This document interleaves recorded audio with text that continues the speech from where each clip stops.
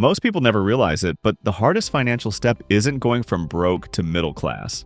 It's going from middle class to wealthy. When you're broke, you're forced to change. You know you have to do something different just to survive. But when you're middle class, life looks stable.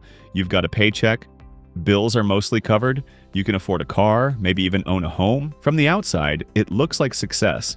And that's exactly why so many people get stuck there. The middle class feels comfortable enough to keep you from pushing further, but not strong enough to create lasting wealth. The biggest challenge is that most middle class habits are designed to maintain comfort, not build freedom. People get trapped in a cycle where income and expenses rise together. As soon as a raise comes in, the apartment gets bigger, the car gets newer, and spending quietly adjusts to match the higher income. It feels natural because everyone around you does the same thing.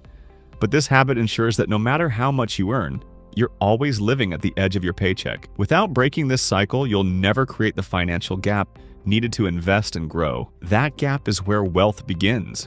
It doesn't matter whether it's $200 or $2,000 a month. The key is having money left over consistently that isn't eaten by lifestyle. The mistake many people make is thinking they'll save when they start earning more. But the reality is, if you can't create the gap when you earn less, you won't suddenly do it when you earn more. Escaping the middle class requires learning to lock your lifestyle in place long enough to let income outpace expenses. That discipline is what starts building real capital. But saving alone won't do it. The middle class often falls into the trap of thinking savings equals safety. The money sits in a checking account, or maybe a basic savings account that earns next to nothing. Over time, inflation erodes the value, and the safe option quietly becomes the riskiest one. A dollar that just sits will lose power every year.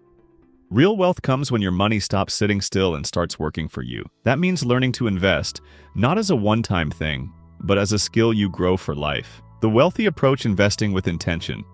They know where their money is going and why. They don't just contribute blindly to a retirement account. They understand how their assets grow and how cash flow is created. For example, if they buy shares of a company, they know whether they're expecting growth through price appreciation or income through dividends. If they buy property, they calculate the rent it generates after expenses. Every decision is tied to a clear outcome. That's a major shift from the middle-class mindset, which is focused on stability rather than growth. And the truth is, you don't need to be an expert or start with huge amounts of money. What you need is consistency and curiosity.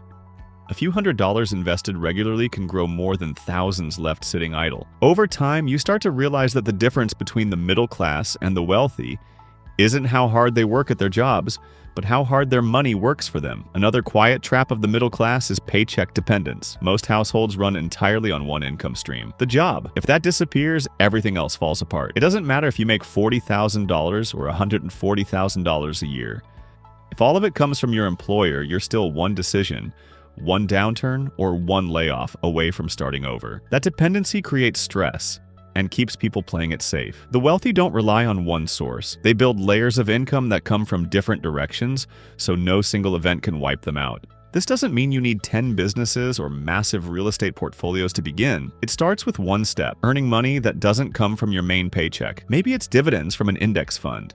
Maybe it's renting out part of your house. Maybe it's a small online business that sells something simple like digital templates or tutoring services. That first $100 outside of your salary is more important than it looks. It shifts your identity. It proves to you that money can flow to you without a boss. Once you see that, you start looking for ways to grow it. That's when financial independence stops feeling like a theory and starts feeling like a path. The middle class often confuses higher income with progress. People chase bigger salaries, but if every raise is matched with higher expenses, nothing changes. That's why the real measure isn't income, it's cash flow. What matters is the amount left after covering expenses that can actually be used to build. Two families can both earn $100,000 a year, but if one saves and invests $20,000 while the other spends everything, their futures will look nothing alike. This is also why so many middle-class households struggle despite appearing successful. They own things, but most of what they own comes with debt. The new SUV in the driveway has payments attached. The nice home still belongs more to the bank than to them. Even expensive furniture or gadgets are often bought on credit. It creates the illusion of wealth, but the reality is liability.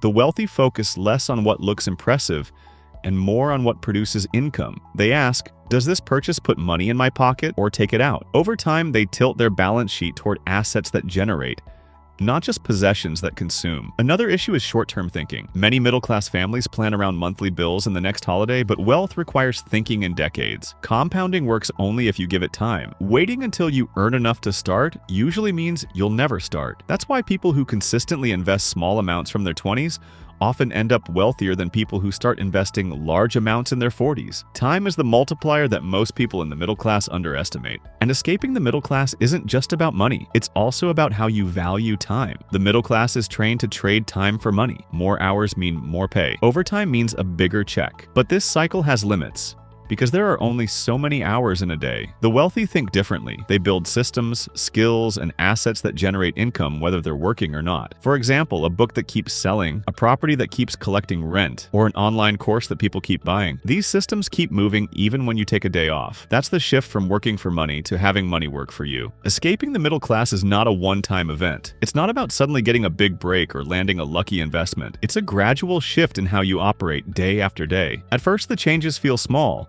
Skipping unnecessary upgrades, putting aside a little more for investing, taking the leap to start a side project. But over the years, those choices add up. What once felt like sacrifice turns into opportunity. What once felt like risk turns into stability. And this is where most people misunderstand wealth. They think it's about big, dramatic moves, selling everything to start a company, flipping houses overnight, or trying to guess the next stock that will explode. But the real escape doesn't usually look dramatic at all. It's quiet, steady, and consistent. The people who get out of the middle class aren't always the ones chasing quick wins. They're the ones who make money decisions most people avoid because they seem boring or slow. Eventually, you realize the escape isn't just financial, it's mental. You stop comparing yourself to neighbors, coworkers, or friends. You no longer measure your success by what car you drive or how new your phone is. Instead, you measure by freedom, by how many choices you have, by how little stress money brings into your life. That mental shift is the real break from the middle class, because once you think differently, you act differently. And once you act differently, your results are no longer average. Escaping the middle class doesn't mean rejecting stability. It means building a deeper form of stability, one where your lifestyle is supported by assets, not just wages. It's a stability that grows on its own, even while you sleep. At some point, your wealth starts creating more wealth, and you realize you've crossed the line. You're no longer just surviving month to month, tied to one source of income. You've built something that works for you. That's the true definition of financial escape. It's not about showing off, and it's not about sudden success. It's about reaching the point where money is no longer your main concern. You're not stuck in the same cycle as everyone else. You've chosen a different path, and the payoff is freedom. Freedom doesn't mean you stop working altogether. It means you work because you want to, not because you have to. You could still choose to stay in your job, build your business, or chase new projects, but the difference is choice. You're no longer trapped by bills that force you to keep showing up. You're in control of your time, and that's something money alone can't buy unless it's managed the right way. This stage also feels different from what most people imagine. It's not flashy, and it doesn't come with a sudden moment where everything changes overnight. Instead, you notice it in small ways. You stop worrying when an unexpected bill shows up. You stop stressing about your paycheck being delayed.